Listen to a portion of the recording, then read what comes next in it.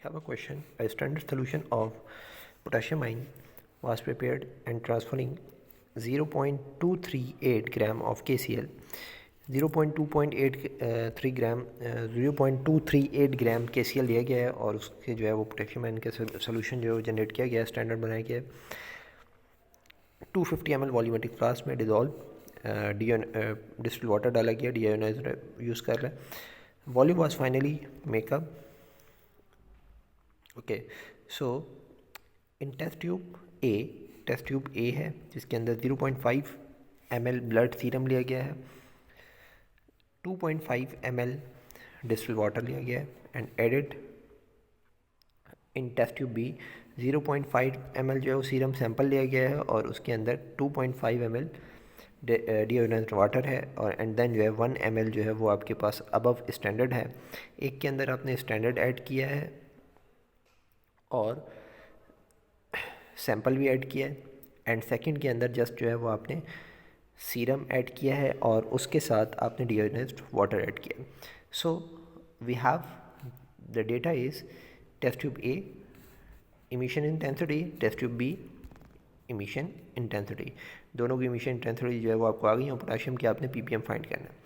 So the concentration for the standard की concentration के बारे में अगर डिस्कशन करें तो फर्स्ट ऑफ ऑल आपको जो गिवन है वो है amount of the standard. Amount of standard given है तो वहाँ से आप कंसनट्रेशन निकाल सकते हैं। So amount multiply by 1000 divide by, क्योंकि 250 में उसको मेकअप किया था और आपके पास जो पोटेशियम KCl की जो वो है मॉलिक्यूलर वेट वो है 74.55। Okay, so test tube A की अगर डिस्कस करें तो उसके अंदर 5 ml 0.5 ब्लड सीरम है, 2.5 डिस्टिल वाटर है और उसकी इमिशन इंटेंसिटी ली गई है। इसी तरीके से आपके पास टेस्ट ट्यूब बी जो है उसके अंदर स्टैंडर्ड है 1 ml, 2.5 ml डिस्टिल वाटर है और 0.5 ml सैंपल है। सो इमिशन इंटेंसिटी जो है वो 35 आई है इसकी। सो यहाँ पे जो क्वेश्चन है ये है स्टैंडर्ड एडिशन का, क्योंकि आपने एक जगह स्टैंडर्ड के अंदर सैंपल को मिक्स किया हुआ है। So it is an standard addition. Okay, so AU divided by AU plus K, CU divided by CU plus K. It means that the unknown absorbance divided by unknown plus non-absorbance, which is sample plus standard absorbance, sample plus standard concentration, and the concentration for the unknown. So UC आपने find करना है 24 divide by 35। जो unknown की simple concentration आई है वो intensity I है वो है ये 24, जो आपने अननोन ऊपर रखना है और जो स्टैंडर्ड डालने के बाद जो सैंपल की और स्टैंडर्ड मिक्सचर की जो आई है वो आई है 35। सो इसको आपने नीचे रखना है। So here we have CU 0.5 divide by 3। Why? Because आपका जो सैंपल है वो 0.5 है और नीचे आपके पास 3 आएगा, क्योंकि आपका जो टोटल वॉल्यूम यहाँ पे बन रहा है वो 3 बन रहा है। 0.5 plus 2.5 is equals to 3. Okay, so here we have test tube B.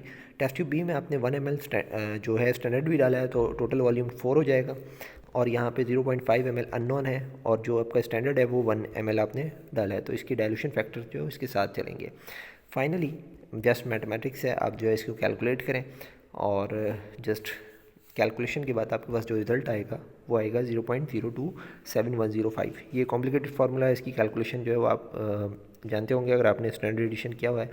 बल मैं आपको इन शॉर्ट अगर शॉर्ट कैलकुलेशन यहाँ पे गाइड करूँ तो वो कुछ इस तरह से है कि आपने जस्ट क्या करना है, ये पूरी वैल्यू उठा के इस साइड पे लिख देनी है और साथ में इसके साथ इसको मल्टीप्लाई में लिख देना है।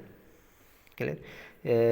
आई रिपीट अगेन कि आपने क्या किया कि इसको जो है इंटरचेंज कर दें, जो नॉमिनेटर है उसको डिनोमिनेटर में लिख दें और जो डिनोमिनेटर है उसको नॉमिनेटर में लिख दें। इट मीन डैट कि आपके पास ये वाली पूरी वैल्यू जो है वो उठ के इधर आ जाएगी और ये वाली पूरी वैल्यू इधर आ जाएगी। एंड देन ये यहाँ पे इमेजिन करें कि ये जो पूरी वैल्यू जो यहाँ पे लिखी हुई है इसको मैंने यहाँ पे 35 डिवाइड बाई 25 से मल्टीप्लाई करवा दिया है। तो 35 डिवाइड बाई 25 से मैंने इस वैल्यू को जाके मल्टीप्लाई करवा दिया इसके रिवर्स से। सो सेकेंड साइड पर आपके पास क्या बचेगा, ये बचेगा।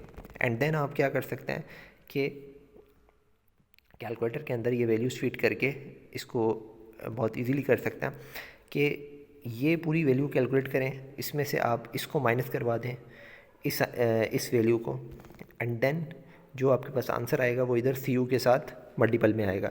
एंड देन इसको नॉमिनेटर में लिखें और वो जो आंसर है उसको आप डिनोमिनेटर में लिखें कैलकुलेटर में, तो फाइनली आपके पास ये आंसर आ जाएगा। Okay, so this is the concentration for the KCl, but we have to find the concentration for the potassium. Potassium की कंसनट्रेशन आप फाइंड करना चाहते हैं तो यहाँ पे KCl का अगर मोल रेशो देखें 1:1 का आता है, तो यहाँ से पोटेंशियम की बात करें तो मोलर में, तो उसकी भी कंसनट्रेशन मोलर में यही आएगी। बट हमें एक मोलर में नहीं चाहिए, आपको ppm चाहिए, तो इसको आप मल्टीप्लाई करवा दें इसकी मॉलिक्यूलर वेट से, एंड देन इसको मिलीग्राम में कन्वर्ट करके जब आप लिखेंगे तो ये आ जाएगा 1059.8 ppm of the K positive.